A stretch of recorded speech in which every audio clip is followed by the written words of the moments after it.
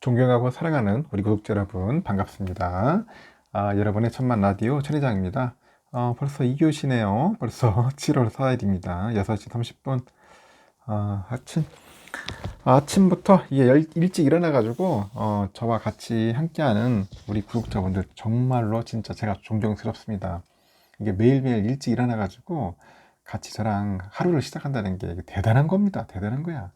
어? 본인도 독하지만은 이게 시청해 주신 분도 상당히 독한 우리 구독자로 제가 인정을 할게요. 함께 이렇게 오래오래 하셨으면 좋겠어. 저랑 같이 이왕 하는 거 한 10년 정도 그냥 쭉 가는 겁니다. 저도 영상을 막 많이 올리잖아요. 많이 올리는 편이 엄청 올리죠. 거의 기네스북이지 뭐. 기네스북에 올라가도 손색이 없을 거예요. 한 대략 정도로 한 4,700개 정도 올렸을 거야. 영상만 4,700개 정도 될 겁니다. 그래서 저도 한번 1만 개 목표를 갖고 열심히 달리고 있습니다. 1만 개. 삼성전자 여러분들 1만 주 보고 싶죠? 저도 1만 영상을 위해서 부지런히 달려보도록 하겠습니다. 최근에 보면은 미국의 그 긴축 여파 때문에 그런지 증시가 급락을 하더라고요. 보니까 개미들의 이제 코스피 거래 대금이 여러분들 아시다시피 2년 4개월 만에 가장 낮은 수준이야. 가장 낮은 수준. 개미들 안 좋아 지금 보니까. 삼성전자 등 그 대형주도 줄줄이 하락하는 거야. 줄줄이 하락하다 보니까 올 상반기 동학개미들 평균 마이너스 30%겠죠. 그 투자 성적표예요. 지금 보니까 서학개미는 얼마야? 마이너스 40%가 넘어. 서학은 지금 더 안 좋다. 분위기가 안 좋아요. 동학개미들 이러다가 진짜 동학개미들 전멸하는 거 아니냐 뭐 그런 걱정도 하는 것 같은데 살아남는 개미들은 꼭 있어요. 지난달 그 유가증권 시장 보니까 개인들의 그 하루 평균 거래 대금이 4조 3,900억이었어. 4조 3,900억. 이는 2020년 2월 이후 가장 낮은 수치입니다. 가장 낮은 수치. 2020년 2월이 얼마였을까 봤더니 3조 7,020억이었어요. 지난해 6월은 한 11조 4천억 정도 됐으니까 비교하면 3분의 1 수준으로 훅 떨어진 거야. 많이 떨어졌습니다. 지금 보니까. 코스피가 보니까 사상 최초로 3천을 돌파한 지난해 1월이죠. 개인들의 그 하루 거래 대금이 17조 2,990억 정도 됐습니다. 그때까지 늘었는데 지난해 상반기에도 9조에서 한 12조 원대였던 거래 대금이 하반기 후 막 증시가 막 출렁이다 보니까 감소세로 돌아서더라. 안 좋게 가더라. 좀 안 좋았습니다. 그런 거 보니까 이 감소가 아니라 증가를 했는데 감소라는 거예요. 코스닥도 마찬가지야. 지난달 개인이 코스닥 시장 하루 평균 거래 대금이 6조 한 533억이었는데 2020년 2월에는 5조 5,800억이었으니까 그 이후로 가장 적죠. 지난해 9조 원을 웃돌았던 코스닥 시장의 개인 일평균 거래 대금은 올 들어서 한 6에서 7조 원대 머물고 있습니다.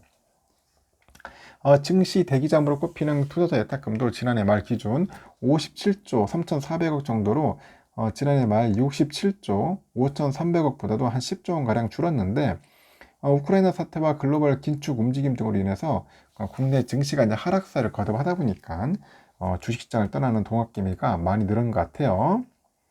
또 이제 개인들이 주로 사들인 종목들이 큰 폭으로 하락하다 보니까 동학개미들의 시름이 깊어지고 있고 하여튼 이달 1일까지 개인들이 순매수한 코스피 상위 10개 종목 평균 주가 등락률이 마이너스 30%입니다. 마이너스 30%.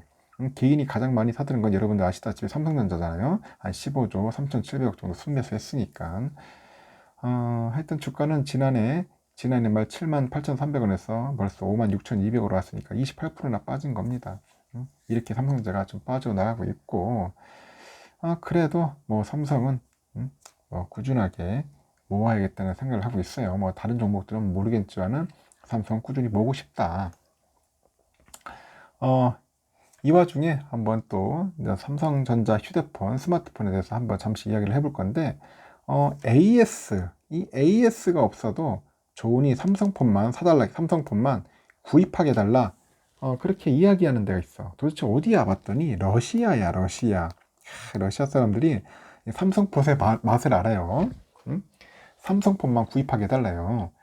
우크라이나 전쟁 때문에 그 러시아에 대한 국제적인 제재가 계속되다 보니까 러시아 내에서도 병행 수입, 한국산 스마트폰이 등장을 합니다.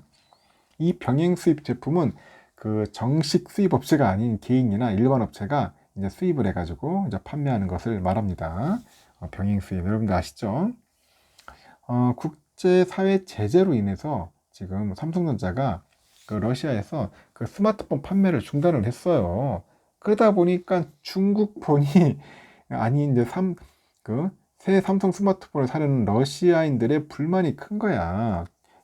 그 러시아 사람들도 알아. 이거 중국폰은 이거 아니다는 거 알 거예요. 그래도 삼성폰 쓰고 싶죠. 삼성폰을 쓰고 싶다. 이를 잠재우기 위해서 러시아 정부가 이제 삼성 제품 병행 수입이라는 특단의 조치를 취합니다. 병행 수입 가능해 해가지고 저는 러시아하고도 그렇게까지 관계가 나쁠 필요가 없다고 생각을 해요. 나쁠 필요가 없다고 생각을 하는데 하여튼 상황이 이렇게 되다 보니까 좀 안타까워요. 지금 보면 하여튼 공식 판매 제품이 아닌 만큼 이제 정식 루트를 통해 가지고 AS를 현재 받을 수는 없고 장치 뭐 비활성화 뭐 위험까지 안고 있는 것이 그렇게 문제를 하는데 그래도 이제 삼성전자 스마트폰을 사용하려는 러시아인들 인해 가지고 병행 수입폰이 현재 증가하고 있다는 겁니다. 현재 그러니까 글로벌 그 시장 조사 업체 그 카운터포인트 리서치가 있는데 여기에 따르니까 러시아는 현재 최근에 그러니까 병행 수입 삼성 스마트폰에 대한 본격적인 유통을 시작을 해요. 그래서 삼성전자, 애플 등 주요 제조사들이 현지 제품 판매를 중단하면서 그 스마트폰 재고가 동이 났기 때문이라고 합니다. 실제로 삼성전자랑 애플이 이제 출하를 중단한 그런 3월이죠. 러시아 스마트폰 판매량은 오히려 전월 대비 4% 증가를 했다고 합니다. 반면에 스마트폰 재고가 소진된 그 4월부터는 판매량이 46% 정도 이제 급감을 하겠죠. 급감을 했고, 삼성은 그동안 러시아 그 스마트폰 시장에서 압도적인 1위를 지켰어. 압도적인 1위. 러시아에서는 1등이야. 올해 2월에 그 점유율이 41%고요. 2월 점유율이 42%를 기록하면서 애플은 한 15%밖에 안 돼요. 크게 앞질러 왔는데 하지만 그 출하 중단으로 사실상 개점 휴업이죠. 개점 휴업 상태에 이르면서 빈자리는 중국의 스마트폰이 차지가 됐다. 그러니까 여러분 같으면 중국폰 쓰고 싶겠습니까? 하여튼 러시아 유통업체가 있는데 그 엔비디오라고 있어요. 엔비디오는 최근에 현지 스마트폰 시장에서 중국 브랜드가 차지하는 비중이 올해 1분기 50%에서 4월에는 60%로 이르더니 6월에는 한 70%를 넘어섰다고 밝혔습니다. 하지만 그 새 삼성폰을 구입하려는 러시아인들의 불만이 갈수록 커지다 보니까 러시아 정부도 병행 수입을 이제 허가하게 되는 거예요. 삼성 그 병행 수입 폰은 카자흐스탄에서 수입해 오는 것으로 알려졌다는데 카자흐스탄 갤럭시 뭐 A23, A33, 뭐 A53 이런 거죠. 중저가 라인업 위주로 구성이 됐고 또 새 스마트폰 구매를 위한 그 대안이 많지 않은 만큼 현지 판매량도 뭐 적지 않은 것으로 알려졌다고 합니다. 문제는 그 병행 수요품이 문제점을 안고 있는데 그 위조폰이 아닌 공식 제조사가 만든 제품이지만은 정식 AS가 안 돼. AS가 불가능하죠. 사설업체에서 수리가 가능해도 부품 조달이 어려울 수 있다는 겁니다. 하여튼 그 삼성은 올해 3월 러시아에 대한 모든 제품 출하를 중단했죠. 따라서 병행 수입 제품이 외교적인 문제 등을 유발할 시 추가 조치를 취할 수 있다는 전망도 나오고 있고 하여튼 참 안타까워요. 이 전쟁이 빨리 끝났으면 좋겠습니다. 이게 참 러시아 시장도 굉장히 큰데 이러고 있으니까 좀 답답하네요. 하여튼 상황이 이렇다는 것을 여러분들에게 알려드리는 겁니다. 2교시는 여기까지 하겠습니다.